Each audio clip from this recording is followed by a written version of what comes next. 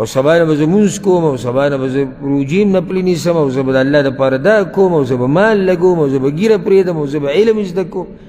او زه به دا کوم او زه به دا کوم. څه ناشنا دي دا انسانان چې د نیکیانو په کارونو کې سبا بل سبا کوي او دنیا کې راته نه کوي. هسې یو سړي ته ووایه وایي کار له ځو داسې به پکې څوک پیدا کړي تا ته وایي چې مړه سبا به وځو. چېرته یو نیم دانه به پیدا کړي نو هغه به هم چېرته څه مشکل یا خو به یي ورسره ښه ډېره او یا به دی چې بیمار به او یا به له عادت نه وي دې قصې ته به نوی نوی راوتې. نور مړی کا خو دی دا نه پرېږدي دی لازم ځان رسوي څه ته ځان رسوي هغه کار ته او چې کله د دین خبره راشي نو دی بیا څه وایي سبا به وکړم او بل سبا به وکړم سبا به وکړم او بل سبا به وکړم. دا مرض عام شوی دی. لکه ته به د یو سړي سره ناستې دی وایي یاره وایي چې سړی داسې کار وکړي که نه چې یو داسې چل وکړي او داسې وکړي او داسې وکړي او داسې وکړي هر صحیح دی دا خو سړی وایي چې داسې وکړي نو کوو به یې کله بیا ګورو بیا سبا به یې شروع کړو بل سبا به یې شروع او ما تاسو ته دا خبره یو درس کې ذکر کړې مو چې دا لنډه قصه ده په قصو کې یو سړي وي چې سبا به توبه وباسم سبا مړو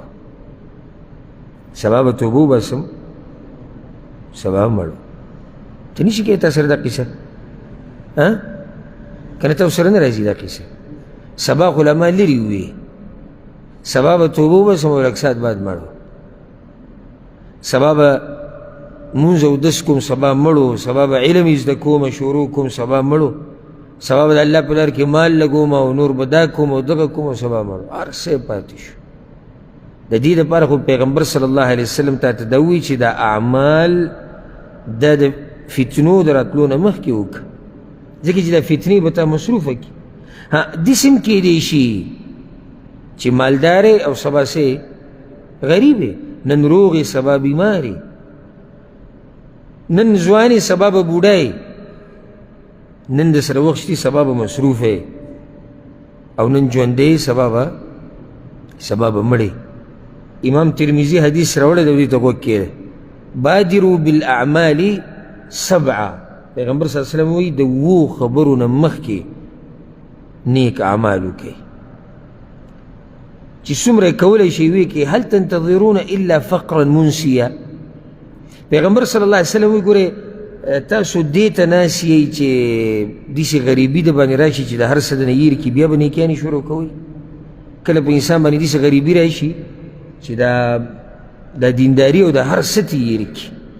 ګوره وایي تاسو ډډه دې ته لګولې ده چې دغه غریبي به راځي بیا به دینداري شروع کوم او غینا مطغیه که نه دې ته پراته یي چې الله به مې داسې مالداره کړي چې به هغې کې به سرکشه شم. اکثر داسې کېږي چې دا ډېر مالداره سړی ښه بېدینه شي غریبۍ کې ښه خو چې مالداره شي ګډوډ شي. تاسو ګوره دې ته ډډه لګولې ده چې یاره دا به موږ مالداره کېږو بیا به سرکشي به موږ کې راځي نو بیا به دینداري کوو. او مرضا مفسده پیغمبر صلی الله علیه وسلم درېیمه خبره ذکر کړې ده وي تاسو ګورئ بیمارۍ ته پراته یې ډډه م لګولې ده که هغه بیماري چې دا بدن دله ټول ګډوډ کړي او خراب دي کړي او د کټ دي کړي او پرېږدي باسي او بیا د خوځېدو نه یې ته به هله بیا نیک عمل کې او هرما مفنده که نه په انتظار یې د هغه بوډاوالي چې د سړي دماغ پکې خراب شي دې ته به کوم ډېر پراته دي. مونځ به هله کوو دینداري به هله کوو چې کله بوډای شي او داسې بوډای شي چې دماغ یې ګډوډ شي په کور کې ته ماشومانان ښځه او بچي نوسي ټول دې تنګ شي دی هله بیا جومات ته راوځي هله بیا دې دینداري کوي. دې ته په انتظار ناست پیغمبر صلی الله علیه وسلم او موتا مجهزه که نه اچانک مرګ ته م انتظار دی چې ناسا په مرګ به راځي بیا به دینداري شروع کوو. دا ډېره ناشنا خبره کړې. تاسو ګورئ مرګ ته په انتظار ناست پیغمبر وایي چې اچانک مرګ به راځي او زه بیا د هغې نه به دینداري شروع کوم او دا په ښکلي موقع باندې مناسب خبره ده چې ذکر یې کړو. دا نن مازدیګر زه خبر شوم د درس یو ملګري نه چې د درسونو له مراتو چې هغه وفات شوی او سبحان الله داسې خوږ او دینداره ملګری چې زما په دې نظر باندې به هسې ډېر خوږ لګېدو اکثر به یې درس بعد د دې کوره پورې ما سره تو او د هغه وخت نه بس په دې دې خبر سره مې په دې معده باندې درد لاګه ځکه چې ورب الکعبه د کعبې په رب درته قسم خورم د هغه په کور کې ناست یم چې زموږ محبت د ملګرو سره او د مؤمنانو سره صرف د دیندارۍ په بنیاد دی که چا سره پیسې دي خپل جیب ته دې ور واچوي که څوک ښایسته دی هغه ته دې مبارک شي که څوک د قام نه زورور دی هغه ته دې مبارک شي که څوک پروفیسر دی ډاکټر دی انجینیر دی هغه ته دې مبارک وي او که څوک هم خپل دی چې د الله سره نه لګي والله که هم د هغه سره طبیعت لګي دا ټوله رابطه او رشته او ملګرتیا دا ټوله دین په بنیاد بیا چې دین زده کوي د هغو سره محبت بیا د عامو نه زیاتي وجه دا ده چې پیغمبر صلی الله علیه وسلم صحابه کرامو ته وصیت کړی و چې ستاسو خواته به د دین زده کوونکي راځي شاګردان به راځي نو د هغوی به ډېر قدر کوئ دا پیغمبر صلی الله علیه وسلم صحابه کرامو ته ویلو چې تاسو نه به دا خلک دین زده کوي ستاسو خواته به خلک راځي دا به ستاسو شاګردان دوی به د دین زده کوي د دین زده کوونکي به وي نو د هغو به ډېر قدر کوئ نو کوم ملګری چې د علم په مجالسو کې کیني د ده موږ ډېر زیات قدر کوو او ډېر راباندې ګران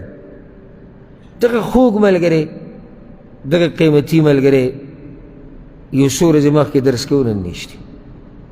دنیا کې نشته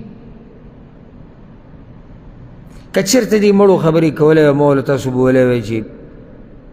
ته دوی ته ووایه چې د دې څه قیمت دی د دې دیندارۍ او د دې دین د زده کولو او د علم د مجالسو اوس هم د هغه صورت هغه درس کې ناسته او په لاره باندې ما سره تګ دا ټولې خبرې ذهن کې دي چې دا نه وځي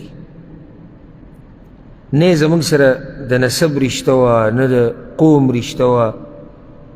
صرف دغه و چې پښتنو او زم پښتنې و ملک هم یو بس اصل بنیادي رشته هغه د دین وه چې د دین په مجالسو کې موږ سره کېناستو ډېر په توجه سره او ډېر په مینه محبت اواز زمونږ بوغ شي دې ملګرو ته موږ دقه وایو چې ګورې دا موقع کېدی شي بیا نه وي نو دا بس دا خبره داسې هسې معمولي غونته کې واوړي موقع به څه نه وي سبا به بیا راشو که نه څه ګرانه خو نه ده ته وسوې سبا خو راځي زه به میاشت بعد بیا راځم زه میاشت بعد شروع کوم او ښه صحیح شروع کوم بس ته چې موږ نصیحت وکړو چې یاره نه بس اراده مې ده د راروانې میاشتې ده او د راروانې هفتې ده اوس پیغمبر و چې تاسو دې مرګ ته په انتظار یئ چې اچانک مرګ به راځي بیا به دینداري شروع کړي بیا به ته دین له زور ورکړي نو بیا خو څه کولی نه شي لکه څنګه چې زموږ د غرور دغه ملګری د دنیا نه لاړ رب العالمین دې د رحم او کرم معامله د هغه سره وکړي او موږ یا الله ګوایي ورکوو د دې خبرې چې ستا دا بنده به زموږ سره په دې مجلس کې کېناستو ستا قرآن او ستا د پیغمبر حدیثونه به یې زده کول یا الله د دې د برکته یې وبخي او الله دې د قبر په امتحان کې او په سوال او جواب کې کامیاب کی او الله سبحانه وتعالی دې سره زموږ ملاقات په جنت الفردوس کې وکړي د هغې نه بعد پیغمبر صلی الله علیه وسلم او الدجال فشر غائب ينتظر که نه تاسو دجال ته پراته یئ چې دجال به راوځېږي بیا به موږ نیکو اعمالو له زور ورکوو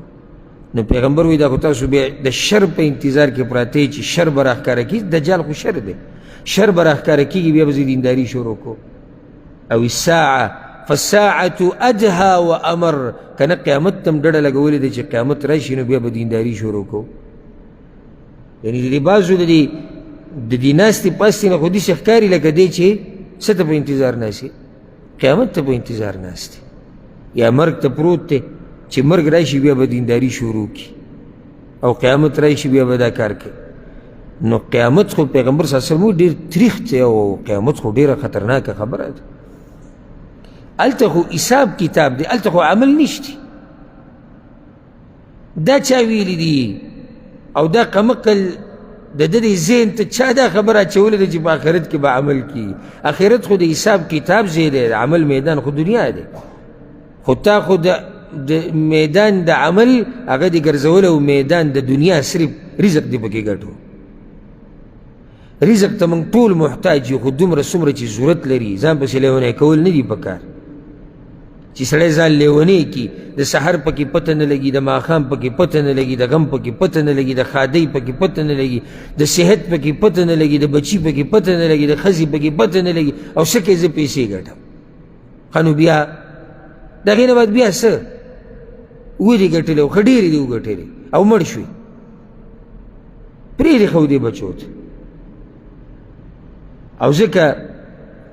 یو حدیث کې پیغمبر صلی الله علیه وسلم دا خبره ذکر کړې ده ګوره دې ته غوږ کښېږدې ښه د امام بخاري امام مسلم راوړی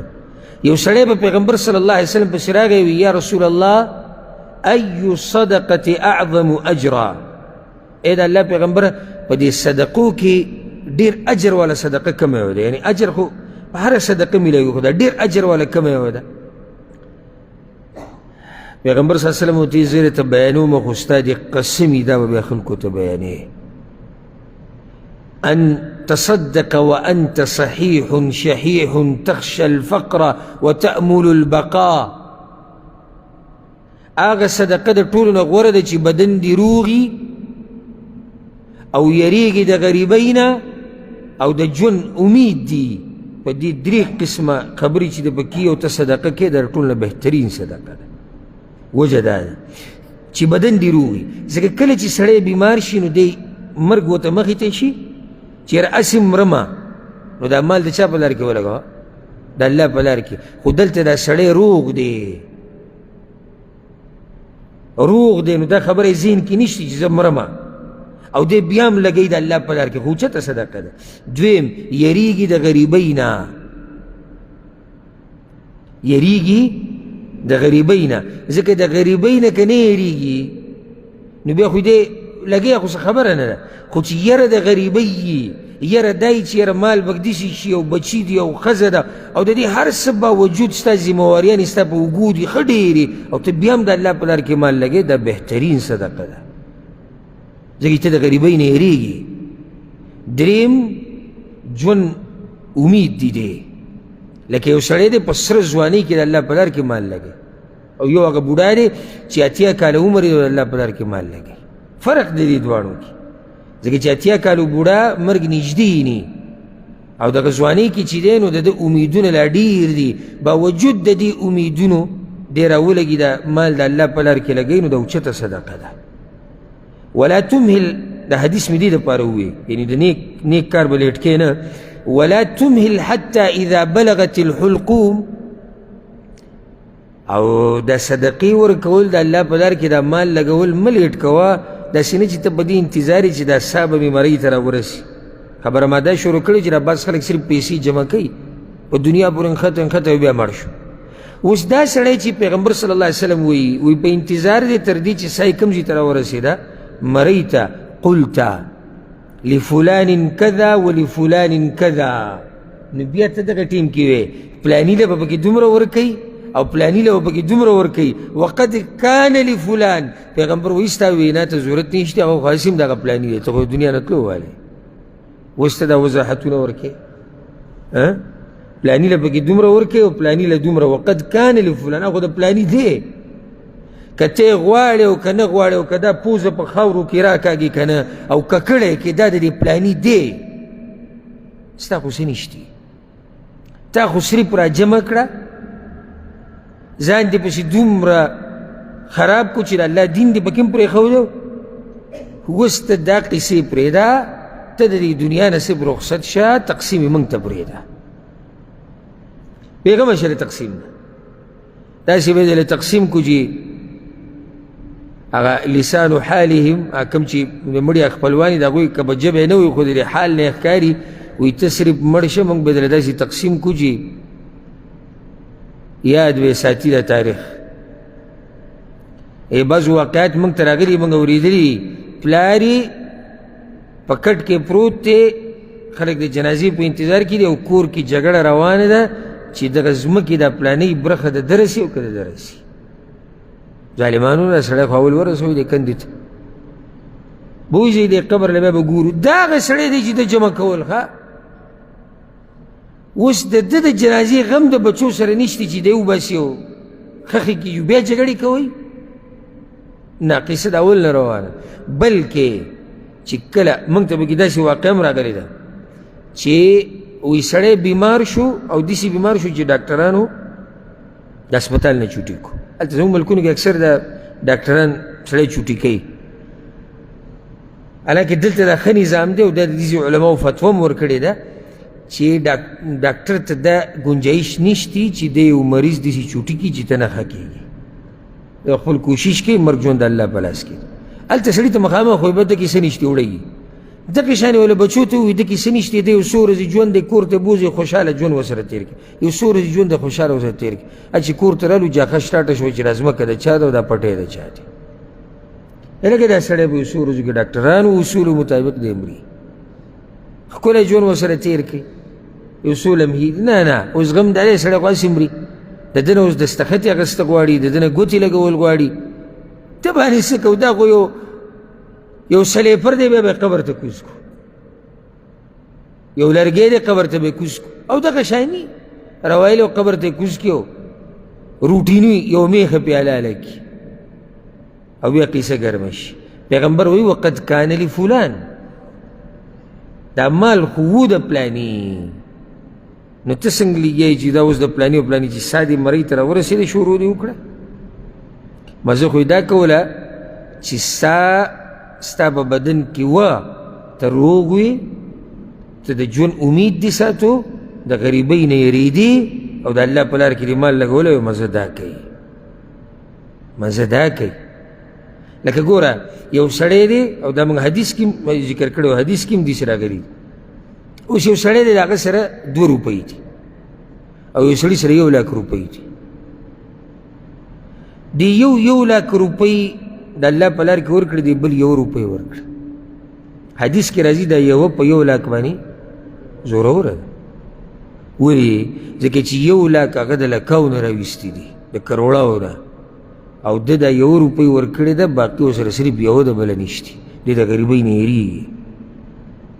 په هغه باندې خو یېره نشتي که نه، په هغه یېره شتي نشته. د صدقه زوروره ده. نو الغرض مقصد زما د خبرې دا و چې پیغمبر صلی الله علیه وسلم وایي چې تاسو د 2 خبرو ته ګورئ په انتظار یې کړئ. دا 2 خبرې کومې دي؟ کومې چې ما ذکر کړ، یو څو خو پکې ذکر کوي، بیماری، غریبي، مرګ، قیامت، دجال، بوډاوالی او مالداري. 2 قسمه خبرې شو. بیا به څوک ووایي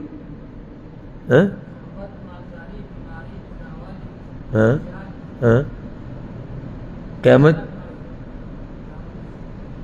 شو. بارک الله فیک. پیغمبر صلی الله علیه وسلم دا خبره ښه عملي کړې ده چې هغه به په نیکیانو کې څنګه تادي کوله. زه دله صرف یو مثال به در کوم. بس یو حدیث کې راځي، عقبه رضی الله عنه وی، امام احمد امام بخاري دا حدیث راوړی دی، وی زه د پیغمبر صلی الله علیه وسلم سره وم او په مدینه کې په مسجد نبوي کې ما په هغه پسې شاته د مازدیګرې لمونځ وکړو. چې کله سلام وګرځو نو ډېر په تادۍ کې پاڅېدو پیغمبر صلی الله علیه وسلم او د خلکو په دې سټونو باندې واوړېدو او د خپلو بیبیانو هغه کوټو ته لاړ. ففزع الناس من سرعته، خلک حیران شو چې یاره پیغمبر او دومره تهدي دا خو چېرته نه ده کړي داسې چې څه چللی ګورئ. دا خو یعنې اسکار یې ونه وي او سلام ګرځول او بیا دومره تهدي چې د خلکو په سټونو باندې واوړېد. لاړو ووتو، یعنې دغه سوچ کوو چې ګورې پیغمبر صلی الله علیه وسلم راغی. تو خلک حیران ناست دي، هغه به پوه شو چې وی تاسو که څه تعجب وکړو زما په دې کار. هغوی او یا رسول الله خیر خو دی؟ وی خیر دی. مسله دا ده چې ذکرت شیئا من تبر عندنا، کور کې را سره سونه پرته و، هغه راته لمانځه کې رایاده شوه. فکرهت ان یحبسني فامرت بقسمته، نو دا مې نه وه خوښه چې دا را سره دقه شان پاتې شي، نو د تادي مې دې دپاره وکړه چې لاړ شم او تقسیم یې کړم. نو په منډه ورغلم چې تقسیم مې کړه چې د پلاني دومره او د پلاني دومره او پلاني دومره. یعنې ګوره دومره انتظار نه کوي چې څه وکړي